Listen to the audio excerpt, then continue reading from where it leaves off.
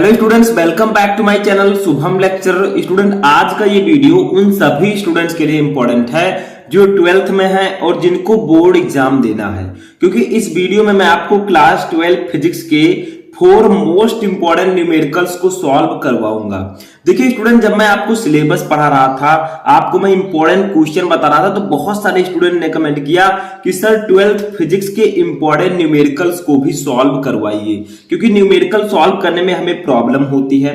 कौन कौन से न्यूमेरिकल्स इंपॉर्टेंट है वो आप बताइए। तो देखिए, इंपॉर्टेंट न्यूमेरिकल्स की मैं सीरीज चला रहा हूं। कुछ न्यूमेरिकल मैं ऑलरेडी आपको बता चुका हूं और बहुत सारे न्यूमेरिकल्स अभी मैं आपको आगे बताऊंगा। ठीक है, तो आज के इस वीडियो में मैं आपके लिए लेकर आया हूं 4 सबसे महत्वपूर्ण न्यूमेरिकल, जो कि आपकी बोर्ड एग्जाम में लगभग 3 से 4 बार पूछे जा चुके हैं। यानी कि सबसे पहले मैं उन्हीं न्यूमेरिकल्स को बताऊंगा जो आपकी बोर्ड एग्जाम में कई बार पूछे जा चुके हैं और इस बार भी पूछे जा सकते हैं। ठीक है, तो आपको इस वीडियो को शुरू से लेकर लास्ट तक देखना है। चैनल पर नए, चैनल को सब्सक्राइब कर लेना है ताकि सभी वीडियो आपको टाइम से मिलते रहें। ठीक है, और वीडियो को लाइक भी कर देना है ताकि मैं आपके लिए और भी इंपॉर्टेंट वीडियोस ला सकूं। ठीक है, तो चलिए वीडियो को स्टार्ट करते हैं। सबसे पहला क्वेश्चन देखिए, 1000 वाट 250 वोल्ट के हीटर के तार का प्रतिरोध ज्ञात कीजिए। ठीक है, आप में से हो सकता है कुछ बच्चों को ये न्यूमेरिकल पता हो, लेकिन तब भी जो न्यूमेरिकल्स मैं बताऊंगा आगे उनको जानना बहुत जरूरी है। ठीक है, देखिए 1000 वाट और 250 वोल्ट का एक हीटर है। ठीक है, उसके तार का आपको प्रतिरोध ज्ञात करना है। तो पहले आपको ये जानना होगा कि ये किसकी वैल्यू दी गई है, 1000 वाट। तो देखिए ये पावर यानी कि सामर्थ्य की वैल्यू, शक्ति की वैल्यू दी गई है। शक्ति को हम P से डिनोट करते हैं। P की वैल्यू दी गई है 1000 वाट। ठीक है, ये P क्या है, ये आपका पावर है, इसे हम सामर्थ्य या शक्ति कुछ भी कह सकते हैं। ठीक है, 1000 वाट। ठीक है, अब देखिए इसके बाद में हमें क्या देगा, 250 वोल्ट। वोल्ट किसका मात्रक होता है बताइए, विभवांतर का। विभवांतर को हम V से डिनोट करते हैं। V इक्वल टू हमें दिया गया है 250 वोल्ट। ठीक है, अब देखिए हमें निकालना क्या है, हीटर के तार का प्रतिरोध निकालना है, यानी कि हमें R निकालना है। अब देखिए आपने जो वैल्यू इसमें दी गई है उसको लिख लिया। अब कितना आसान आपको न्यूमेरिकल लगने लगा। तो इसीलिए मैं कहता हूं सबसे पहले आप न्यूमेरिकल को पढ़ें, उसकी वैल्यूज को लिखें, फिर उस पर फॉर्मूला अप्लाई करें। ठीक है, अब देखिए इसका एक फॉर्मूला होता है प्रतिरोध का, वो वाला फॉर्मूला आप यहां पर लगाएंगे और आपका न्यूमेरिकल लग जाएगा। ठीक है, तो पहला न्यूमेरिकल तो थोड़ा सा इजी है, शायद कुछ बच्चों को ये भी कठिन लगे, लेकिन कुछ भी नहीं है। न्यूमेरिकल सॉल्व करने का काम चुटकियों का खेल है, लेकिन आपको ध्यान से समझना होता है। ठीक है, R इक्वल टू एक फॉर्मूला होता है V square upon P। V square upon P। अब देखिए यहीं पर अगर आपको प्रतिरोध दे दिया जाए, विभवांतर दे दिया जाए और आपसे P पूछ लिया जाए तो क्या आप निकाल लेंगे, आसानी से निकाल लेंगे। इस P को इधर ले जाएंगे, R को इसके नीचे ले आएंगे। तो ऐसे ही फॉर्मूले बनते हैं। एक फॉर्मूला अगर आपको पता है उससे 2-3 फॉर्मूला आप निकाल सकते हैं। देखिए R और P अगर आपको पता है आप B भी निकाल सकते हैं। ठीक है, तो ये वाला फॉर्मूला आप लोग याद रखिएगा, R equal to V square upon P। ठीक है, जहां V क्या है, विभव है, P है पावर। ठीक है, अब R इक्वल टू हम निकाल लेंगे। देखिए V की वैल्यू है 250 वोल्ट, तो 250 का स्क्वायर है तो इसका स्क्वायर कर देंगे। ठीक है, अपान P की वैल्यू कितनी है, देखिए 1000 वोल्ट। 1000 वोल्ट। ठीक है, अब देखिए क्या करेंगे हम यहाँ पर, R इक्वल टू हम करेंगे, ये आपका 250 वाट है। ठीक है, तो R इक्वल टू हो जाएगा 250 का स्क्वायर है तो इसको हम लिख सकते हैं 250 गुणे 250। ठीक है, यानी कि 250 इंटू 250 अपान 1000। ये हो गया। एक जीरो से एक जीरो कट करेंगे, यहां पर एक जीरो से एक जीरो कट करेंगे। अब ऊपर हम 25 का 25 से गुणा करेंगे। ऊपर क्या बचा, देखिए 25 गुणे 25। ठीक है, तो इसका गुणा करेंगे तो आप 625 आ जाएगा। 25 25 से 625। ठीक है, अपान ये 10 हो जाएगा। ठीक है, अब ये तो सिंपल है, 10 है तो क्या करेंगे, जब 625 को 10 से भाग देंगे तो एक दशमलव यहां पर लग जाएगा। ठीक है, 62.5 हो जाएगा। चाहे आप करके देख लीजिए भाग, तो R इक्वल टू हो जाएगा 62.5 ओम। ठीक है, और यही आपकी वैल्यू हो जाएगी प्रतिरोध का। ठीक है, कितना ज्यादा इजी है, एक फार्मूले ने इस न्यूमेरिकल को एकदम हलवा बना दिया। ठीक है, बहुत ही सरल है।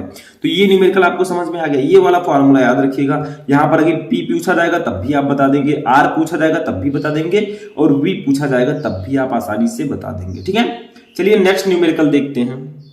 अब देखिए तो दूसरा न्यूमेरिकल है। ये न्यूमेरिकल बहुत ही ज्यादा इंपॉर्टेंट है आपके बोर्ड एग्जाम के लिए।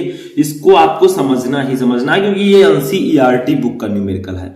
आप फिजिक्स का चैप्टर खोलेंगे जो 3rd, ठीक है, तो आपको ये न्यूमेरिकल एनसीईआरटी बुक में भी मिल जाएगा। ठीक है, बहुत ज्यादा इंपॉर्टेंट है, तो इसको ध्यान से समझिए। देखिए सिल्वर के किसी तार का 27.5 डिग्री सेल्सियस पर प्रतिरोध 2.1 ओम और 100 डिग्री सेल्सियस पर प्रतिरोध 2.7 ओम है।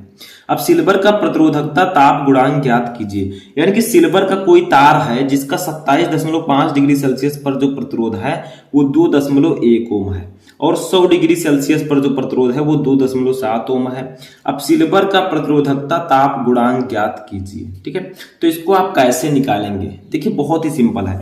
सबसे पहले जो आपका ये दिया गया है ये क्या है? ये टेम्परेचर है। ठीक है, क्या है? टेम्परेचर है T, और ये आपका क्या है? ये प्रतिरोध है। तो हमें दो प्रतिरोध दिए गए हैं, एक 2.1 ओम, एक 2.7 ओम। तो एक को हम R1 मान लेंगे, एक को R2 मान लेंगे। ठीक है, तो सबसे पहले लिखते हैं R1 इक्वल टू क्या दिया गया है और R2 इक्वल टू हमें क्या दिया गया है। ठीक है, तो दोनों को हम लिखेंगे। तो R1 इक्वल टू 2.1 ओम दिया गया है, तो इसको 2.1 ओम कर देंगे। ठीक है, R2 इक्वल टू हमें दिया गया है 2.7 ओम, तो ये हो जाएगा 2.7 ओम। अब देखिए टेम्परेचर भी दो दिया गया है, T1 और एक T2।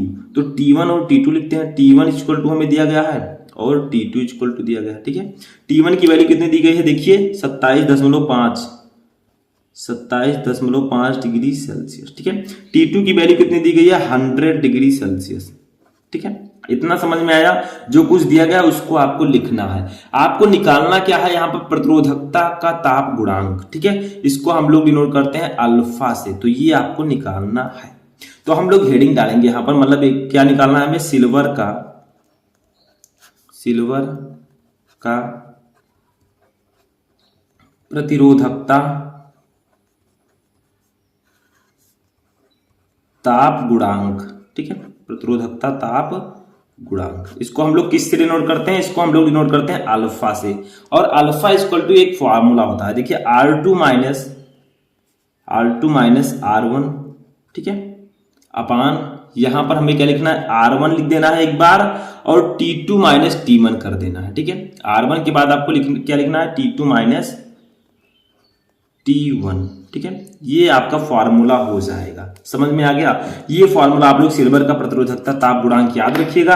पहले R2 लिखना है, दूसरा प्रतिरोध, फिर माइनस पहला प्रतिरोध, फिर नीचे पहला प्रतिरोध इंटू T2 माइनस T1। ठीक है, अब इसी को हम सॉल्व कर लेंगे। तो अल्फा इक्वल टू हमारा हो जाएगा, देखिए R2 की वैल्यू कितनी है? ऊपर देखिए, ये देखिए 2.7 ओम है, तो 2.7 लिखेंगे इंटू R1 की वैल्यू कितनी है? 2.1 लिखेंगे। सॉरी, यहाँ पर माइनस कर दीजिए। ठीक है, माइनस 2.1। अब देखिए अपान करेंगे, R1 की वैल्यू आपकी 2.1 है। ठीक है, T2 की वैल्यू कितनी है? देखिए 100 डिग्री सेल्सियस, तो यहाँ पर लिख देंगे 100। ठीक है, डायरेक्टली हम क्या लिख देंगे? 100 माइनस T1 की वैल्यू है 27.5, तो यहाँ पर लिखेंगे 27.5। ठीक है, बस इसी को सॉल्व कर लेंगे, हमारा प्रतिरोधकता ताप गुणांक आ जाएगा। तो अल्फा इक्वल टू 2.7 में से 2.1 जाएगा तो ये बचेगा 0.6। ठीक है, अपान नीचे बचेगा 2.1 गुणे, ठीक है 100 में से 27.5 हम घटा देंगे तो क्या बचेगा? तो यहां पर आपका बच जाएगा 72.5। ठीक है, अब इसको सॉल्व कर लेंगे। सिंपली हम क्या करेंगे? देखिए 0.6 हमारा ऐसे ही रहेगा। अब 2.1 का गुणा हम 72.5 से कर देंगे तो कितना आएगा बताइए? ये आपका आ जाएगा 152.25।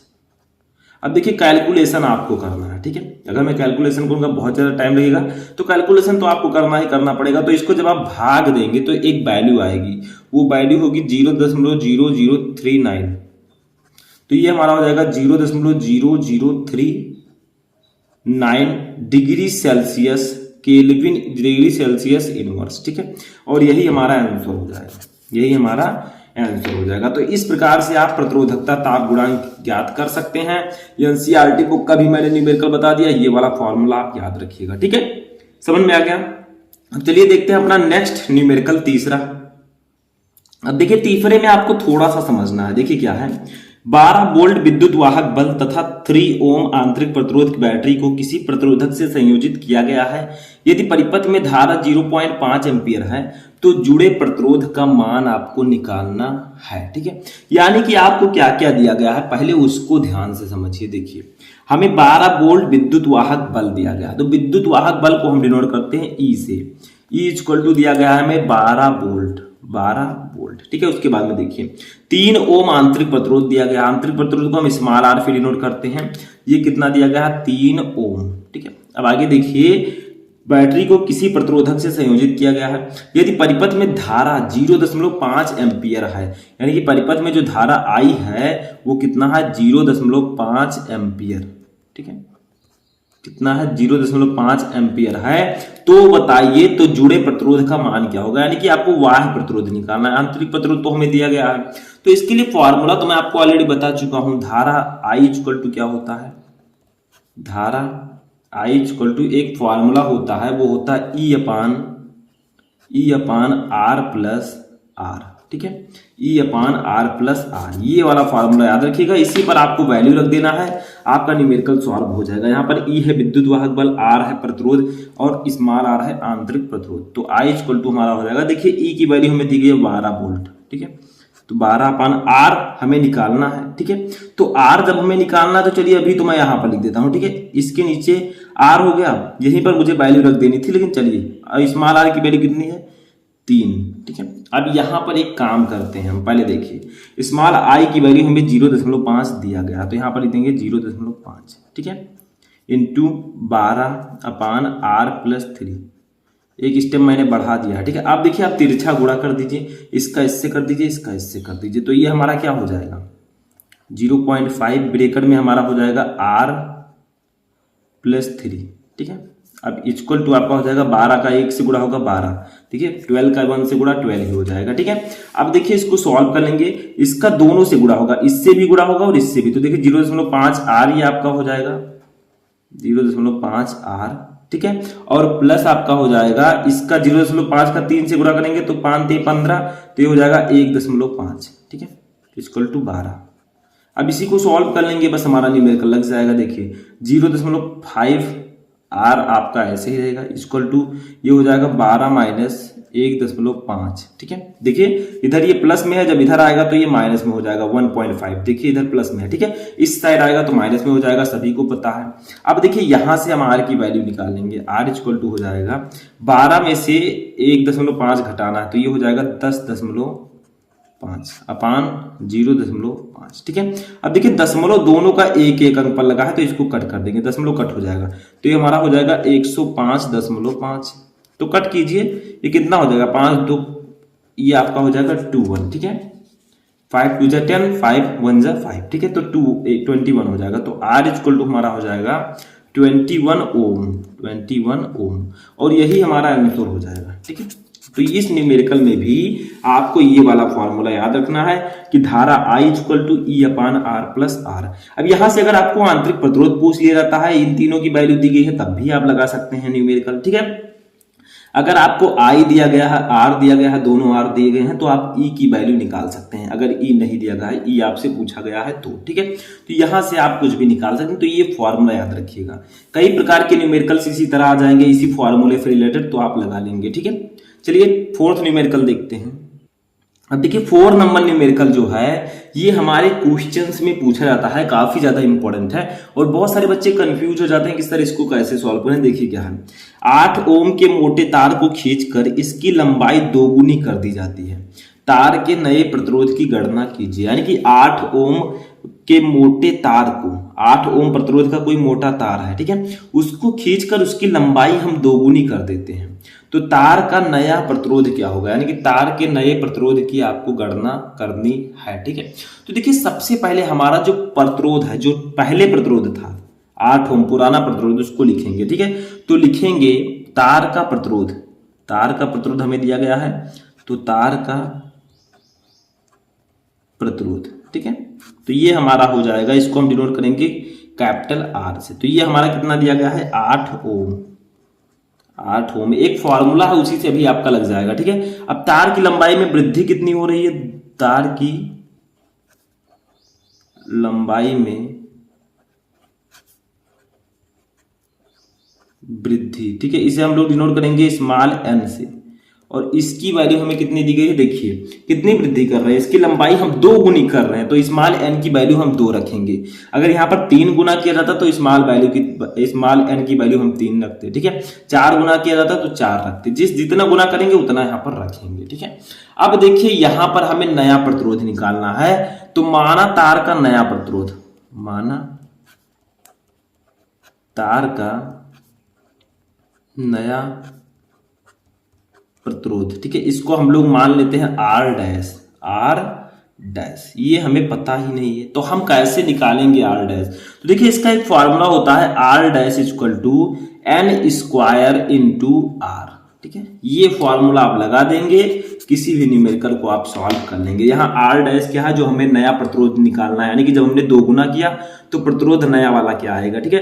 एन क्या है, जो हमने लंबाई में वृद्धि की, जैसे हमने 2 गुना किया है तो यहाँ पर एन की वैल्यू 2 रख देंगे, ठीक है। आर क्या है, जो हमारा पहले प्रतिरोध था तार का प्रतिरोध जो हमें ऊपर दिया गया था, ठीक है, 8 ओम का मोटा तार। तो अब इसी को सॉल्व कर लेंगे हम, तो आर डैश इक्वल टू हो जाएगा, देखिए एन की वैल्यू हम रख देंगे 2, तो 2 का स्क्वायर हो जाएगा इंटू कैपिटल आर की वैल्यू है 8 ओम, तो 8 लिख देंगे, ठीक है।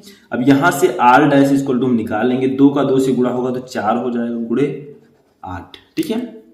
तो आर डैश की वैल्यू हमारी आ जाएगी 32 ओम, 32 ओम, ठीक है। और यही हमारा आंसर हो जाएगा, यही हमारा आंसर हो जाएगा। तो आई होप कि अभी आप इस प्रकार के न्यूमेरिकल्स बहुत ही आसानी से सॉल्व कर लेंगे, क्योंकि इसमें कुछ भी नहीं। अगर आपका 10 गुना भी कर रहा है तो 10 का स्क्वायर कर दीजिए, 8 गुना है 8 का स्क्वायर कर दीजिए। ऐसा भी दिया जा सकता है कि 100 ओम का प्रतिरोध है, उसकी लंबाई 3 गुनी की गई है, तो 3 का स्क्वायर करके 100 से गुणा कर दीजिए, यानी कि बहुत ही सिंपल है। ये फॉर्मूला आप याद रखिएगा, न्यूमेरिकल्स आसानी से लग जाएंगे, ठीक है। तो यहीं पर हमारा ये वीडियो समाप्त होता है। चारों न्यूमेरिकल्स मैंने आपको बताए। अब आप लोग कमेंट करके बताइएगा कि इन चारों में से कितने न्यूमेरिकल्स आपको ऑलरेडी पता थे। तो चलिए हम मिलते हैं किसी नेक्स्ट वीडियो में नेक्स्ट टॉपिक के साथ, तब तक के लिए जय हिंद।